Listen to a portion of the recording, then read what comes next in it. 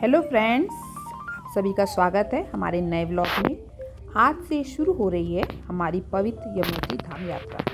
फिलहाल हम अभी देहरादून में ही हैं और यहीं से बरकोट के लिए रवाना होंगे। बरकोट यमुनोत्री जाने वाले यात्रियों का एक प्रमुख पड़ाव है। देहरादून से बरकोट तक की यात्रा लगभग 170 से 180 किलोमीटर की है और सड़क मार्ग में 6 से 8 घंटे लग जाते हैं।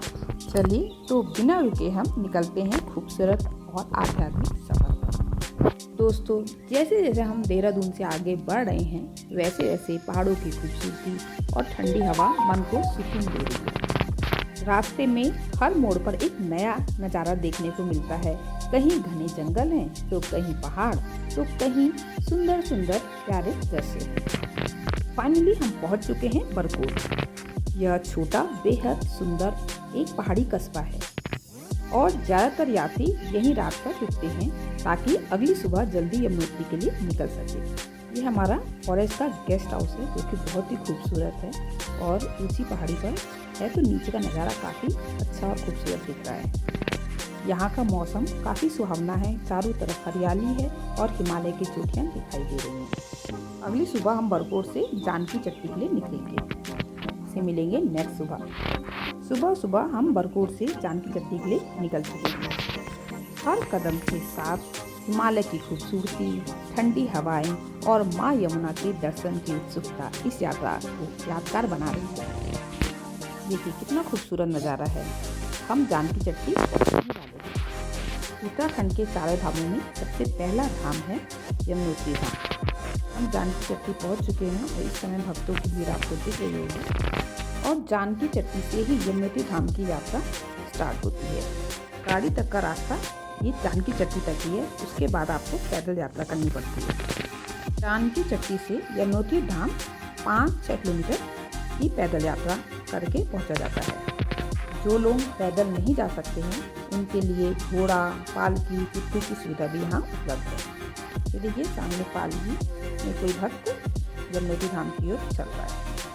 मौसम यहाँ कभी भी बदल सकता है, इसलिए गर्म कपड़े और रेनकोट साथ रखना ना भूलिए। अगर आप पैदल चल रहे हैं तो आपको चलते चलते गर्म लगने लगेगा और बहुत लोग यहाँ पर जो जैकेट है उसको बांध लेते हैं अपनी कमर में और फिर चलते हैं। क्योंकि आपको पैदल यात्रा करनी है तो अपने जूतों का भी खास ध्यान रखिएगा, जूते पहन के ही पैदल यात्रा करें। दोस्तों, जैसे जैसे हम आगे बढ़ रहे हैं रास्ता और भी खूबसूरत होता जा रहा है।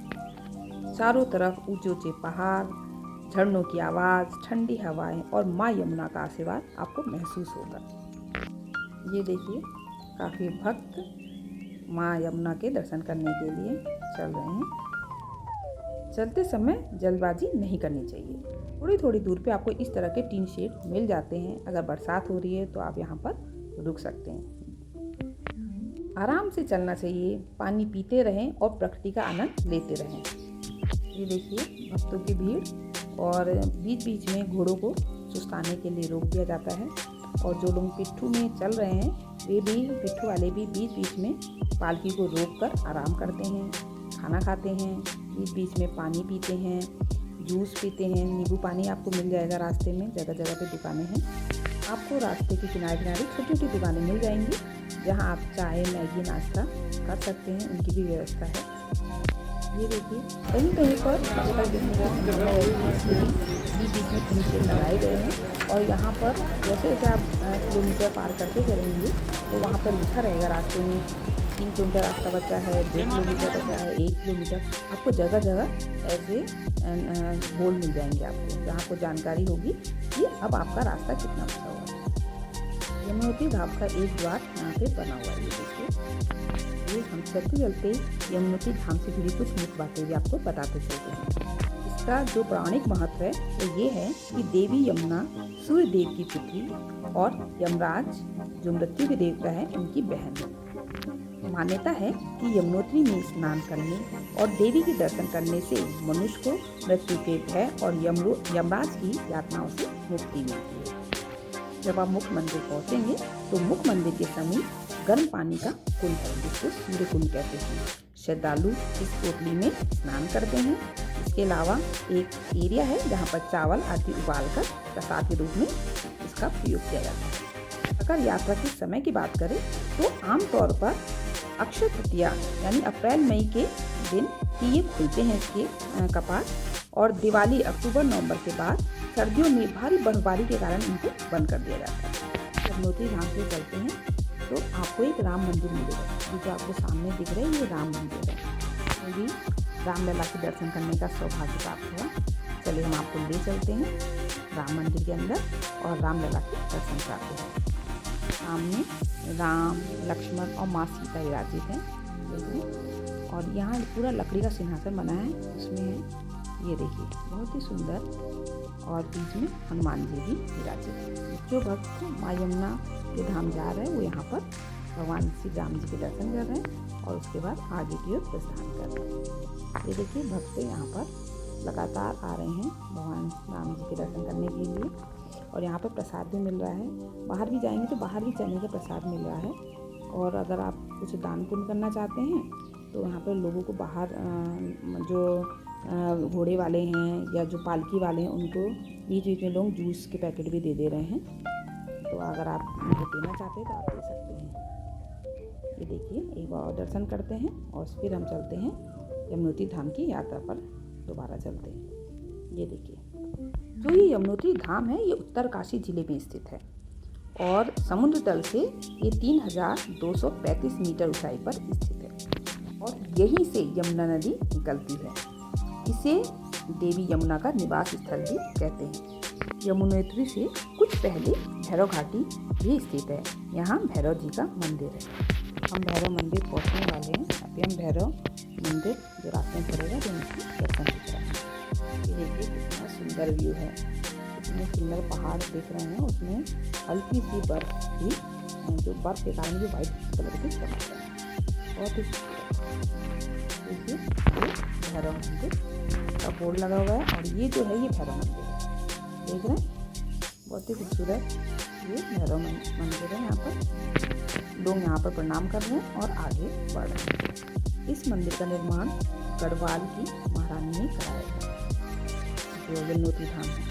यमुनोत्री तक की यात्रा थोड़ी कठिन जरूर है, लेकिन इसकी प्राकृतिक सुंदरता, शांत वातावरण और आध्यात्मिक ऊर्जा हर भक्त के मन में अद्वितीय श्रद्धा भर देती है। यह जो स्थान है न केवल भक्ति का केंद्र है बल्कि आत्मिक शांति और दिव्यता की अनुभूति कराने वाला अद्वितीय तीर्थ है। तो देखिए हम यमुनोत्री धाम पहुंचने वाले हैं। ये बीच में 3 शेड देख रहे हैं, उसके पास एक लोहे का पुल आएगा, उसको पार करके हम यमुनोत्री धाम को पहुँच जाएंगे। ये देखिए हम यमुनोत्री धाम पहुँच चुके हैं और ये किनारे किनारे आपको प्रसाद की दुकानें मिल जाएंगी, देख रहे हैं। आप यहाँ से प्रसाद ले सकते हैं। देखिए भक्तों के लिए लगी हुई है ये देखिए माँ यमुना। देखिए आखिरकार हम पहुँच चुके हैं माँ यमुना के पवित्र धाम। मान्यता है कि सच्चे मन से यहाँ दर्शन करने वाले भक्तों पर माँ यमुना की विशेष कृपा होती है।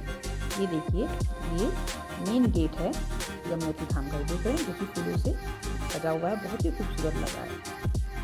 सूर्य कुंड है जहाँ से गर्म पानी रहता है, तो आप इसमें यहाँ स्नान कर सकते हैं। हम लोग स्नान कर चुके हैं, अब हम आगे पूजा करने के लिए जा रहे हैं। यहाँ पे आप पंडित जी ले सकते हैं। ये देखिए गर्म पानी का कुंड देख रहा है और यहाँ पे पूजा होती है। नहाने वाला गर्म कुंड अलग है और यहाँ पे जो है ये पूजा होती है, देख रहे हैं यहाँ पर पंडित जी पूजा करा रहे हैं। और ये धुआं निकल रहा है, ये गर्म पानी का ही है कुंड है, तप्त कुंड जो सूर्य कुंड है, देख रहे हैं।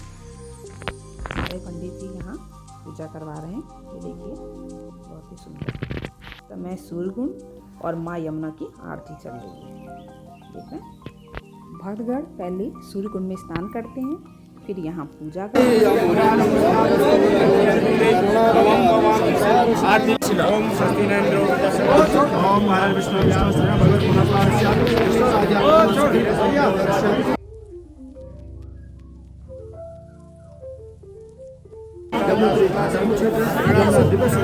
ओ भैया ओ गाड़ी वाले हो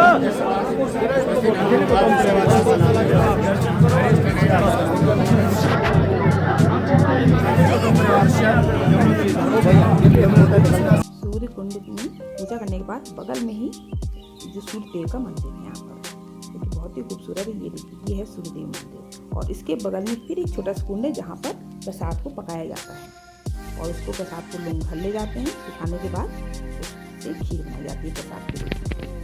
तो कुंड देख रहे हैं ना, ये स्नान कुंड है। यहाँ पर लेडीज़ के लिए अलग है, जेंट्स के लिए अलग है।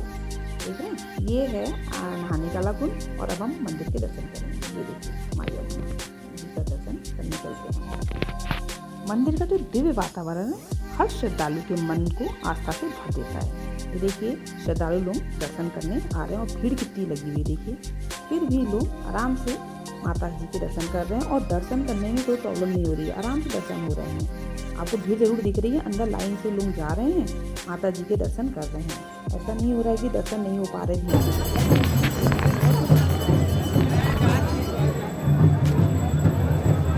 चलिए आपको माता जी के दर्शन कराते हैं। ये है उनका दिव्य मंदिर, ये देख रहे हैं जो, ये यमुना माता है, बहुत ही खूबसूरत है।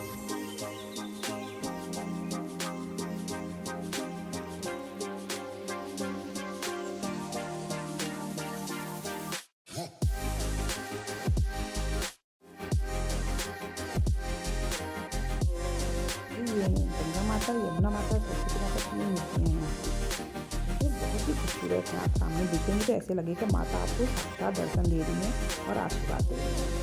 माता जी के दिव्य दर्शन लें और जो मंदिर की आध्यात्मिक ऊर्जा है वो आपको जीवन भर याद रहने वाले अनुभव देती है।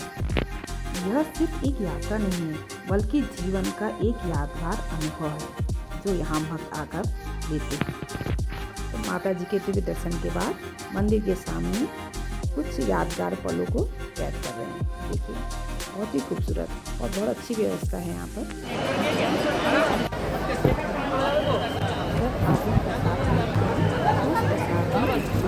जल भी होती है माता यमुना के जल को घर ले जाने के लिए। दर्शन के बाद हम सब लोग यहाँ पर यमुना माता जी के जल को लेने के लिए आए हुए हैं। और ये देखिए बोर्ड लगा हुआ है यमुनोत्री धाम का और मंदिर की फोटो भी लगी हुई है। ये देखिए एक बार और दर्शन करते हैं और फिर हम चलते हैं। यहाँ में दर्शन करने के बाद बहुत ही शांति और सकारात्मक ऊर्जा महसूस होती है जिसे शब्दों में बयां करना बहुत ही मुश्किल है। लाखों श्रद्धालु दूर दूर से माँ यमुना के दर्शन करने आते हैं। ये देखिए कितने श्रद्धालु आए हुए हैं और कितने वापस जा रहे हैं और इतने ही आ रहे हैं। हमने दर्शन कर लिए हैं और हम वापस जानकी चट्टी की ओर चल रहे हैं। अगर आप भी यहाँ आने का प्लान बना रहे हैं तो आप कोशिश करिए कि सुबह सुबह जल्दी यात्रा शुरू कर दें। आरामदायक जूते पहने, पानी की बोतल, दवाइयाँ, गर्म कपड़े साथ रखें और साथ ही रेनकोट जरूर रखें क्योंकि बारिश कभी भी हो सकती है। रास्ते में सफाई का विशेष ध्यान रखा गया है, इसलिए प्लास्टिक का कचरा जो भी आप यूज़ कर रहे हैं बॉटल उसे ना फेंके रास्ते में। और यहाँ से वापस हम जाते हैं। तो दोस्तों हमारा यमुनोत्री धाम का यह पावन सफर यहीं समाप्त होता है। उम्मीद है आपको यह ब्लॉग पसंद आया होगा और इससे आपको यात्रा की अच्छी जानकारी मिली होगी। अगर आपको वीडियो और जानकारी पसंद आई है तो इसे लाइक करें, अपने परिवार और दोस्तों के साथ शेयर करें और चैनल को सब्सक्राइब करना ना भूलें। अपने अगले ब्लॉग में हम आपको 4 धाम की यात्रा के अगले पड़ाव के दर्शन कराएंगे। तब तक के लिए जय माँ यमुना, जय बद्री विशाल, जय देवभूमि उत्तराखंड। धन्यवाद।